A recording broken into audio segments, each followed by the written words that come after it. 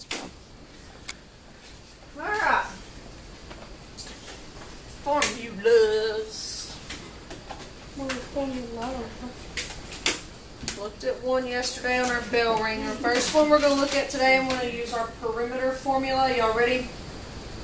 Perimeter, whoops, wrong button there. Perimeter of a rectangle, you know, you can just add up all around the sides, but the perimeter of a rectangle, you've got two lengths that are the same and two widths that are the same. So that's another way of writing the equation for the formula of a perimeter. We are going to solve that first off for the width. What if I had the perimeter and the length and I wanted to know what the width is? So we're going to take this equation, this formula, that right now is solved for P because the P's all by itself, and we're going to transform it and solve it for W. Somebody said yesterday, I don't remember if it was this class or the other class, but basically all you're doing is just rewriting it, right? You're moving stuff around and rewriting. So if I want to get the W all by itself, that's what I've asked you to do, solve it for the width. First thing I need to do is get rid of what's being added or subtracted. So how do I get rid of a 2L? Subtract 2L. Subtract it from itself, and if I do something on one side of the equal sign, I got to do it on the other side. Now what's P minus 2L? It's just 2 minus P2. Yeah, what y'all said. I mean, that's it. So then this is gone, and I've just got a 2W left over there. Good, I'm trying to solve for W. It's being multiplied by 2, so I just divide by 2. So the way, and y'all know, most of y'all have had me before, the way I like to leave my answer here, the 2's cancel out, so I just have W equals P minus 2L all over 2.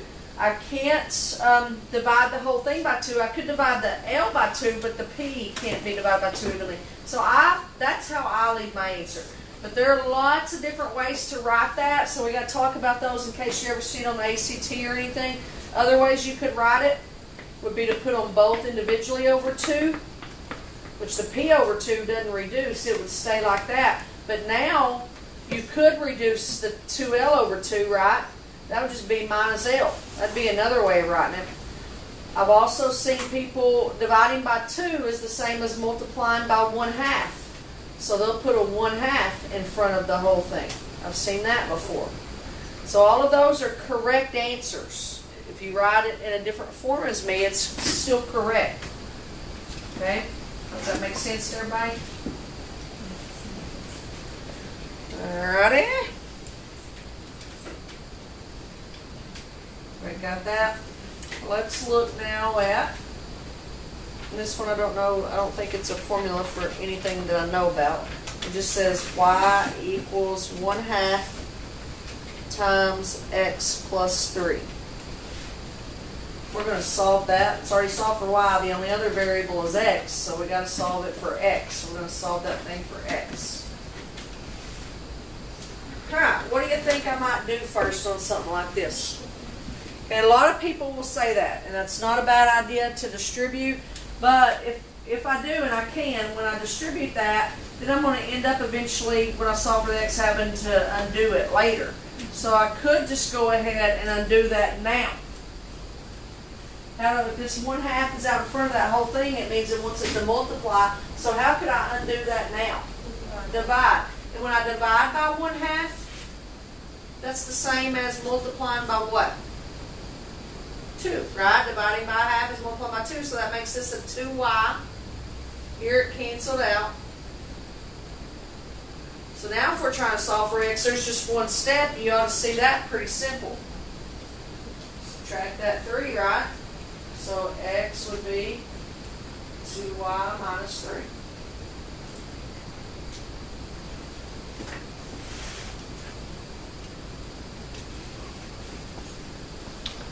Not too bad, not too bad. When you do this equation, this lesson, like in Algebra 1, because y'all did do this in Algebra 1, when you do it with the younger kids, this is one that they usually struggle on because you're used to getting an answer, like x equals 7. And now our answer is still a formula, so it's always a little bit more difficult for the younger kids to grasp that. But not you geniuses, y'all got it. Alright. This one says, this is area of a rectangular solid. The area is equal to 2 times the height times the width plus 2 times the length times the width plus 2 times the length times the height. This will be the harder of the types of problems. Let's solve this for length. Solve it for L. Alright. So, and stay with me. Like I said, this is the harder of the types of problems. What I see there when I'm looking at L, I've got one there and there, right? This one doesn't have one at all. So that would be the first thing I would do, is get rid of the piece that doesn't have an L at all. So we would do that by how? How could I get rid of this 2HW? No. Subtract it. Good. So we're going to subtract that whole hunk from both sides. So it gives me A minus 2HW down there equals 2LW, it's my initials, plus 2LH. Alright, now, still trying to solve for L. Still got one in both of those pieces. Okay, so what that actually is, when we have one in both of those pieces, they have that in common, right? So I'm going to, they both have it, I'm going to factor it out. Backwards distributed property, take it out of both of those pieces. So if I had 2LW here and I took an L out, all that's left there is 2W, right? Bring down my plus, y'all got it back here. If I had 2LH here and I took an L out, all I got is 2H. See that? Now if I were, don't do it because you'd be running in a circle, but if I were to distribute that L, it'd be back up here. I just did backwards distributed property factoring. Over here I've got A minus 2HW still.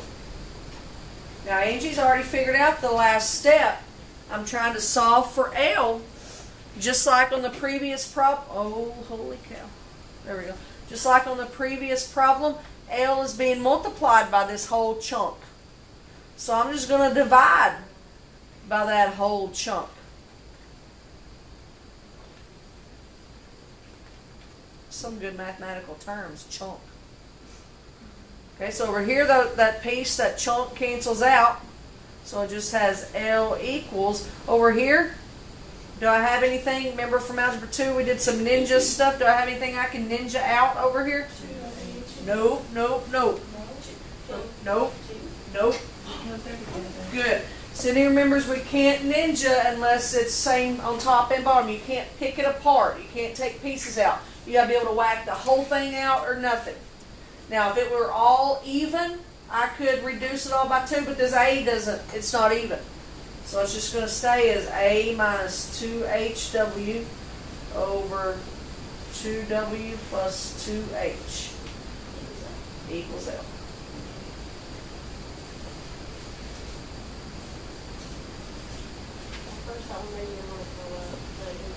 It's not that bad. I'm going to give you that same formula again, and I'm going to let you try to solve it for W. Okay, so everybody done with that one out there? Same formula, and you can look back at how we just did the L. Area equals 2 height width plus 2 length width plus 2 length height. I want you on your own and with your shoulder partner there, try to solve it this time for W. See if you can get it. Go. It's very similar to what you just did.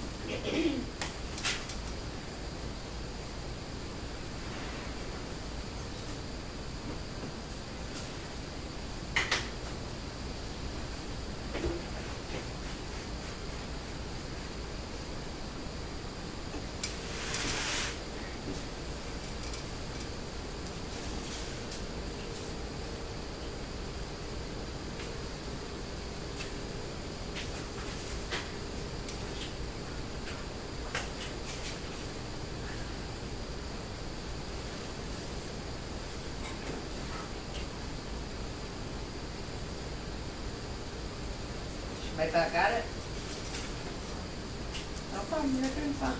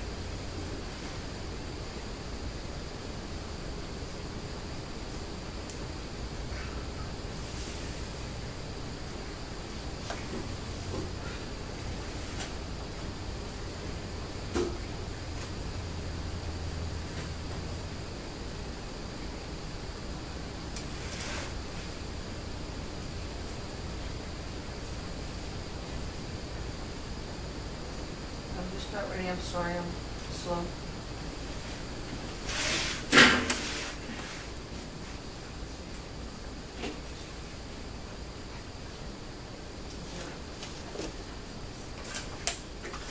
Alright, what was the first thing that you did? Which piece did you subtract? Good. The 2LH here is the only one that didn't have a W in it, so you got rid, oops, and I wrote a W. You got rid of that first. 2LH minus 2LH, so you have A minus 2LH equals 2HW plus 2LW, and that's gone.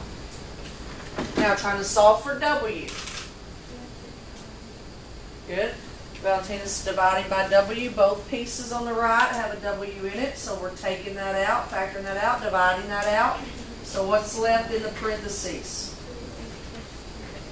2H plus 2L, and that would be equal to the same thing over there, A minus 2LH. Now that's the part that looks tricky, but once you know to look for that, there's really not much to it. So what's my last step to get the W all by itself? Divide, good, by that whole mathematical big chunk there.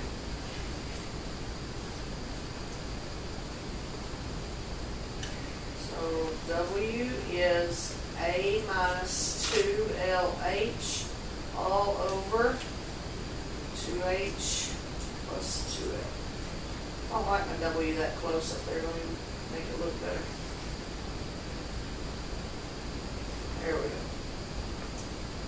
Okay, did y'all get it? Did you get close? Good, good, good, good. Your 8 plus 1. Yeah, it does on the bottom. Don't be so insulting. That would be an H on the bottom, not a plus 1. Now it looks like that. Ooh, this is like people's self-esteem. That's right. I'm gonna have to go home and I don't know do what, but. Alright, gonna go and put this into some more formula problems still, but more real life stuff with distance and rate and some percentages and stuff. We know one of the most common formulas is your distance equals your rate times your time. And this works to find out, you can find all kinds of stuff with this. How far your trip was, how fast you were driving, how long it took you to get there, all kinds of stuff. Alright, so in this particular problem, the distance that we're going is 500 miles. The rate, we're going to take forever to get there because the rate is 25 miles per hour. I mean, I don't know who's driving on that. So we want to find the time. Alright, now I'm going to show you how this lesson intends for you to do it. And then we'll show you how I would do it, and then you can do whatever you prefer. Okay? The lesson intends for us to say, well, you need to know time, so let's go ahead and rewrite this formula in terms of time. And that's not hard to do. It's just a step I usually don't take. To get the time all by itself, it's being multiplied by rate. So you would divide both sides by rate. So the time is equal to the distance divided by rate. So that little step right there is what this whole lesson is about, solving formulas. Now you can plug your stuff in. Time is equal to 500 divided by 25. So it is going to take 20 hours for that trip. I mean, put your foot on the gas. We ain't going 25 miles an hour over 500 on the trip. That's me driving. I get home back. The school zone is my friend. Alright, now, if I had that problem to work on my own, just me, and you can do whichever way you like, I would have just kept it this way, distance equals rate times time, because I can do that. 500 equals 25 times t. And then I know to solve for t, it's being multiplied by 25. So I divide by 25. So you ended up doing the same math. It's just a question of, did you want to rewrite the formula first? So it doesn't bother me either way.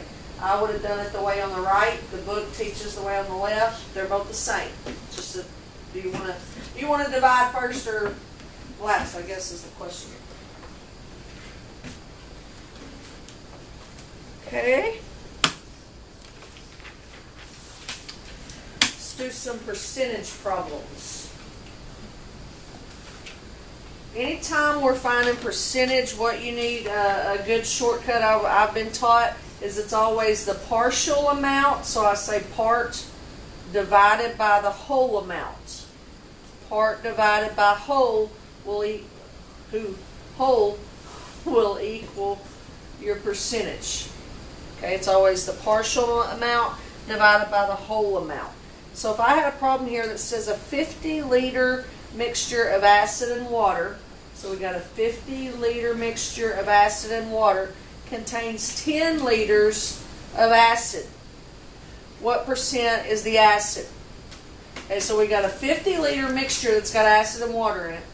10 liters of that is acid. What percentage is that? Now you can get that real easy because these are easy numbers, but I still want you to see how to set the thing up. So what is my part of acid? Is it the whole mixture or is it just the part that's acid? Just the 10, right, Dylan? So I got 10 over. What's my whole mixture? 50. Okay, what's 10 divided by 50? 20%, but tell me, let's go the baby steps. 0.2, and then to make that a percentage, you move your decimal point twice, which is the same as multiplying by 100. So 20% of that is acid. That'd be your final answer.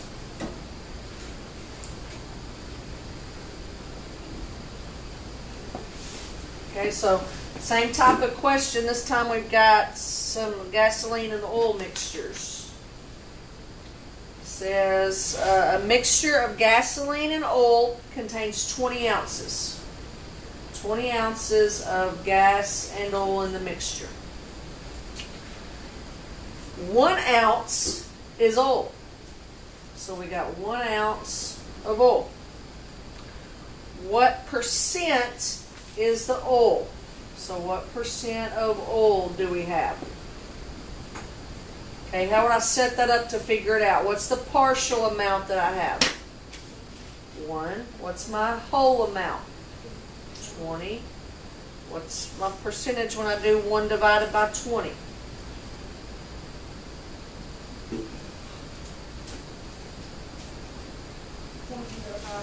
0.05, which would be 5%. Now, it should make sense, and I don't want to be insulting to you, but it should make sense, like we said on the previous screen, if we're doing part over whole, and you're confused, which one should be bigger, the partial amount or the whole amount? The whole. So usually your bigger number will go on bottom, your smaller number on top, right? There are instances where you do get something larger than 100%, but not when you're talking about mixing something together. You can't have more of the smaller amount than you do of the whole amount, right? That doesn't make sense at all. All right, let's do some percent. That's still doing percentage. Let's put it in another way here. Let's say we got a savings account that has a balance of $3,550. So we got that much money in our savings account.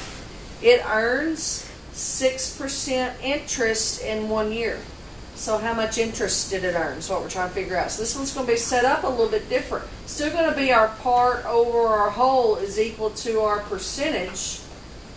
So I know I've got to be something over something equal to 0.06, right? 6% is 0.06. So this 3550, is that my part? Is that the interest? Or is that the whole? Is that how much I had in the bank? Let me read the question to you again. If a savings account balance of $35.50 earns 6% in interest in 1 year, how much interest is earned? So is this $35.50 my part or my whole? Whole, it's what I got in the bank. We don't know the part. We're trying to find out how much interest we made. So that's where our variable comes in. Okay, I'm going to write that again. That's looking funny to me. I can't handle that. I'm just cleaning up my messiness. Need that 0.06 to not look like it's on the bottom over there. Alright. We're trying to solve for x. It's being divided by 3550. How do I undo division of 3550? Multiply. So x is going to equal whatever 0.06 times 3550 is. And if you get an option to round, I don't know if you will or not, this is money, so round it to hundreds, but I don't know if it does or not. What do you got, Angie? So it just comes out to $213.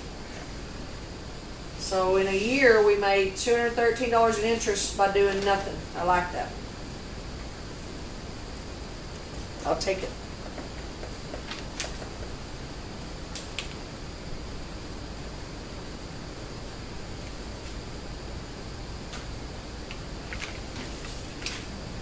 Okay, let's do one more like that.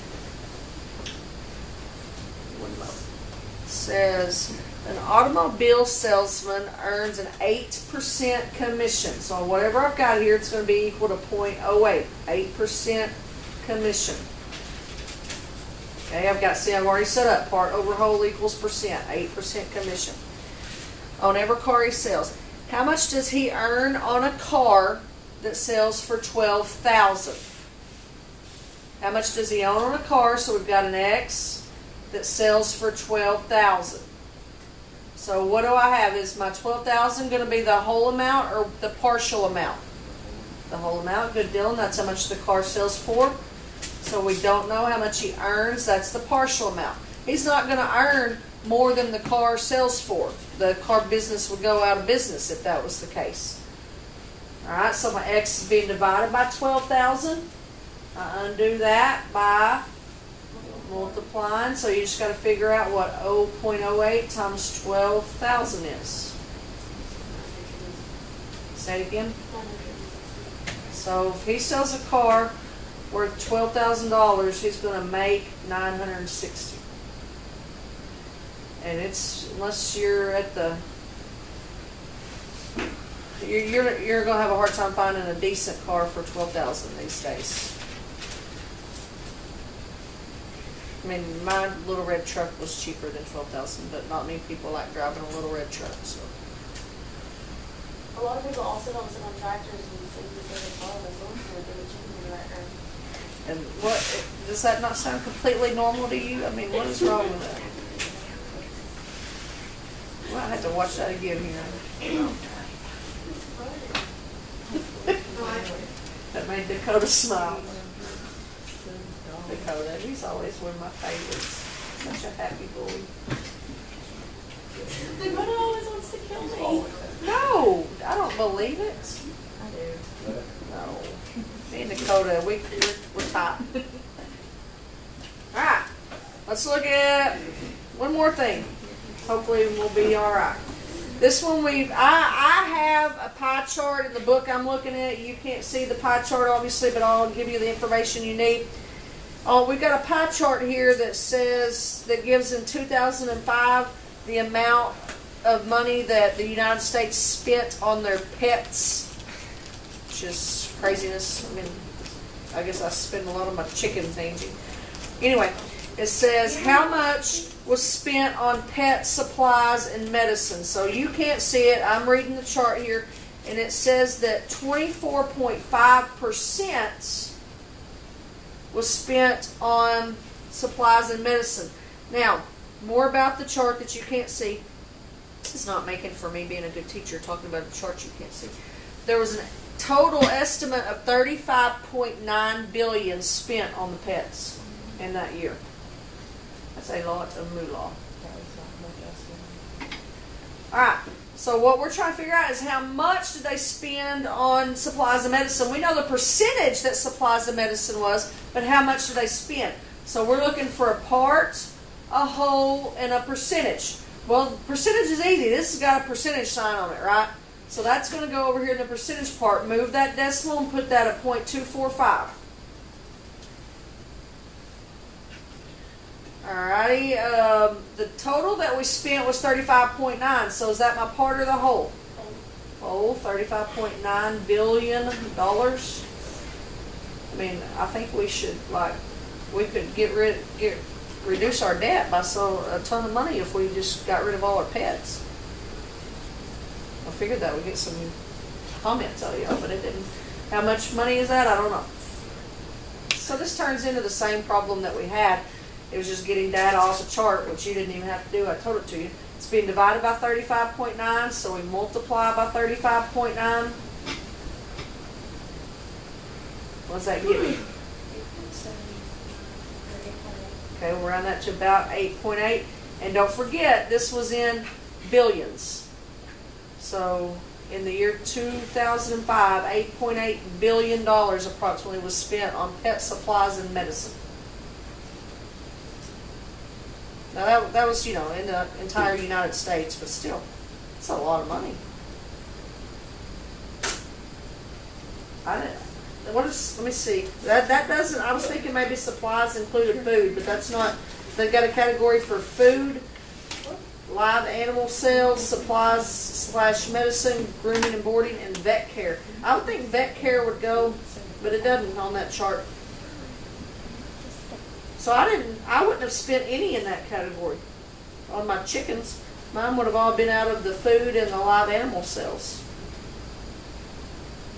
I don't guess chickens are considered pets either. I'm not a pet chicken. They're better than regular dogs. Their chickens are actually quite humorous to watch. And then you can sleep in bed with me and we'll be best friends. Oh. No, chickens are scary. William has chickens next door and they jump over the fence and they just pop out of nowhere in the middle of my porch. Come out of nowhere. I'll just walk down the steps and boom, there's a chicken. I'm like, what in the world? My old neighbors used to have 3 ostriches, and those are fun to try to ride. My dad, one of my favorite memories of vacations, my dad punched an ostrich in the face. We were on one of those drive-through safaris. And yeah, and this is old school. This is how old I am. We were in the family station wagon. My mom, my dad, little sister, and mom were in the front of the station wagon. My older sister, me, and my grandma were in the second row of the station wagon, the window down. My older sister is not like me. She's very prissy and scared, and the ostrich, we had the window down, and the ostrich stuck its head in the window. Well, she starts wailing and screaming and didn't know what to do, so my dad just turned around and bam, popped the ostrich in the face. Yeah, it was crazy. We still talk about that. And then at this gift shop at that place, they had a T-shirt that said, "I looked an ostrich in the face." We were like, "Oh, my dad punched an ostrich in the face. You need to make a T-shirt." I'm pretty sure he probably could have got arrested. But, Yeah. All right, one more. Do you recognize that? Look at what you got. You got a C and an F and a 32. Good, Austin. Celsius and Fahrenheit. This is the formula for converting degrees from Celsius to Fahrenheit and back and forth. So right now it's solved for Celsius. So if we had Fahrenheit, we could plug that in there and that would tell us Celsius. I want you to Solve it for Fahrenheit. See if you can get that solved for F. What would Fahrenheit equal? Try that, see if you can get it. We'll talk about it and wrap it up.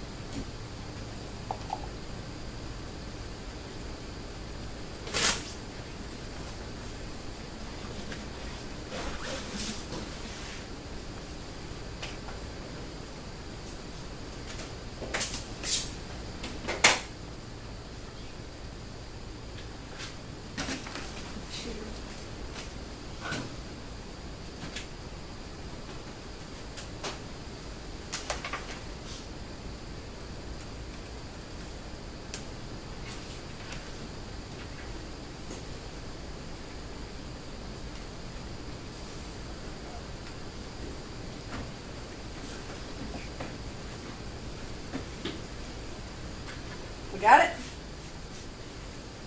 What was the first thing that you did? Good. Divided that by 5/9. And what I do, and you'll see this a lot, Morgan's right when we divide that by 5/9. Remember, dividing by a fraction is the same as multiplying by its reciprocal. So I'm not going to leave this over here as C divided by 5/9. It's not wrong. It just doesn't really look real good. I'm going to rewrite that as 9/5 times C. Does that mean the same thing? Just looks a little bit better. Not any better of an answer. And then over here, those canceled out. So you've just got your Fahrenheit minus 32. So then what would my last step here be? Add 32. So we're going to say Fahrenheit is equal to 9/5 of Celsius plus 32. That'd be it. That'd be it. Alright, so what you think on that? Pretty good? All right. Tomorrow's stuff goes, it says applications of linear equations. Applications is a trick word, so I tell you we're going to be doing some word problems. So we'll have some linear equation word problems tomorrow. Good job.